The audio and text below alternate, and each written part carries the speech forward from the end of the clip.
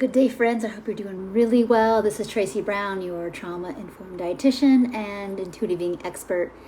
And we're getting pretty deep this week around belief systems, around programming, around just getting to the place where it feels relatively safe enough in our systems to not need to be attached to restricting, binging, over-exercising, just trying to be somebody, or trying to belong through manipulating the body. And so this is, one of my favorite topics to tackle, but one that takes a lot of time and nuance, and then not even these videos do it justice, I'll be honest. So like in Monday's video, we talked a lot about the system that you're choosing to be a part of, right? And if you haven't seen the video, please go back and watch it, because it's just helping people get really, really clear that, there's a cost to opting out of eating disorder and diet culture. It's worth it, short term, it's tough, but long term, it'll be one of the best things you ever do for yourself, even if there are some short term difficulties, right? Everybody watching this video probably already has a taste of that if they haven't already, fully lived it out. So anyone who's watching this video and actually watches the whole thing and participates in the actions that I suggest, that's true strength and grit and guts and being willing to be uncomfortable, which is what it takes. So this brings us to the point of this video today, is how willing are we to go deeper instead of just simply reading a book and doing the podcast, which is awesome. We need to renew our minds with another option of being, instead of diet culture being the only option to know how to try to manage health, try to belong, all the things. It's we go deeper into recognizing that you can stop restricting, you can stop dieting today and still have to deal with okay, well, I'm not doing the action, but my brain is still I don't know if you should put that much sour cream on your taco. You might put 2 tablespoons instead of 1, but that doesn't mean you're not in a threat response about eating what you want. And so that's why we're going to go deeper today, is really getting clear and identifying the parts of ourselves that do the rejecting, that do the judging, that do the perfectionism. Those are all strategies.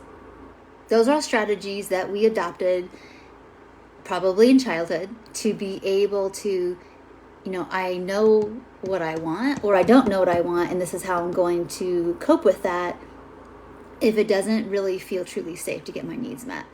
And so as we continue exploring this video, is not restricting or not binging isn't all there is to it.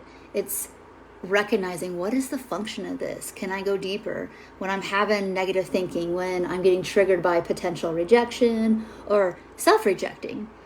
And self-rejecting thoughts sound like, oh, you're not doing this right, and you're not doing recovery right. You must have you had diet thoughts, so let's just forget about it. I know that those are thoughts of, we're bumping into the feelings of not doing something perfectly. And in the past, if we didn't do something perfectly, we got criticized. And this is just a reminder that recovery isn't a program. It's a process of excavating the old gunk that no longer serves, that no longer it never really kept you happy. It never really wasn't really safe.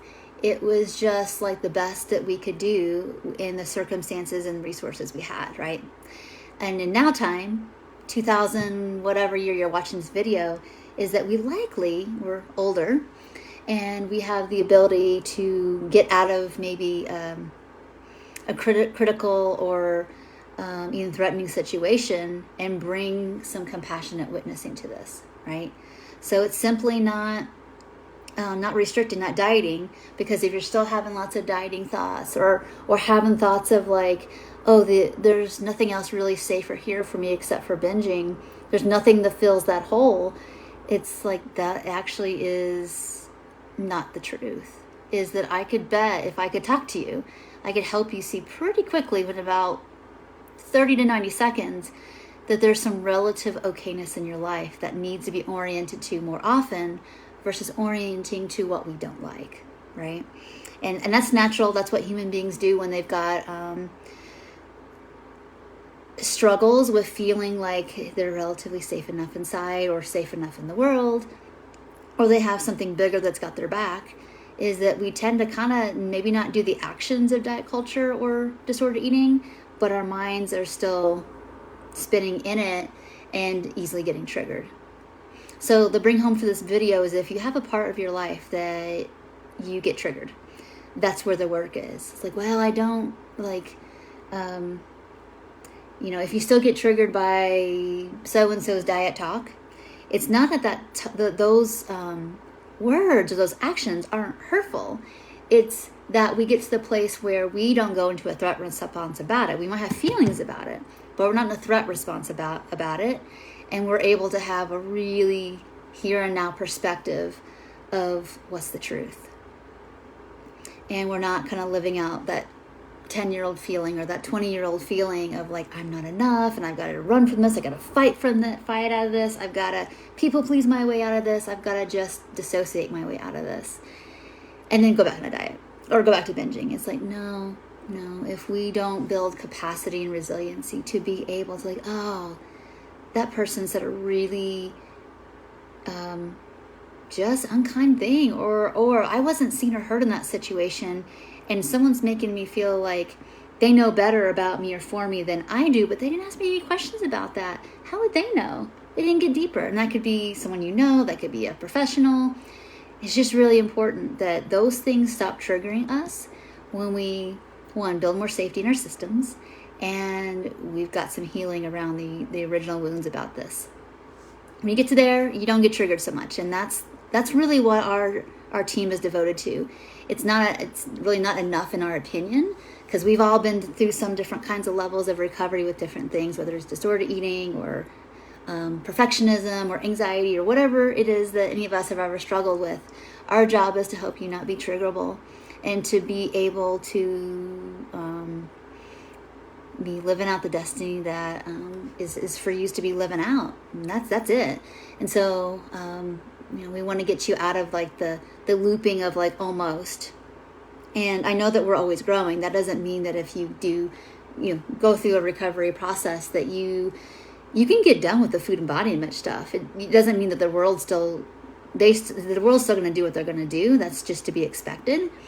But it's more about how do I live in it and not be so triggered by it, and have some trust in something that's real and solid and grounded, but also and consistent. But also know that we're always going to be growing. So there's not a finish line to growth, but I think there can be a finish line to that we don't respond in threat if and when our bodies change, or if or when we need to change our food. That stuff's just going to be part of life. No big deal. It's that, if we have to make a food change, it doesn't feel like the end of the world. It might be a bummer or inconvenient or whatever, but it's not a threat. So I hope this video encouraged you, gave you a little bit of juice for the rest of your day or a week, whenever you're watching this. And would love to see your comments below if you feel courageous enough to do it. Is, where have you recognized, like, oh, I've taken a really huge step, but I can also see there's a deeper function to this, and I'm going to keep on plugging through it. I would be happy to encourage you through it. And if you need any more help, just reach out, please, and let us know. So thank you so much for watching, and I will see you in the next videos. Bye for now.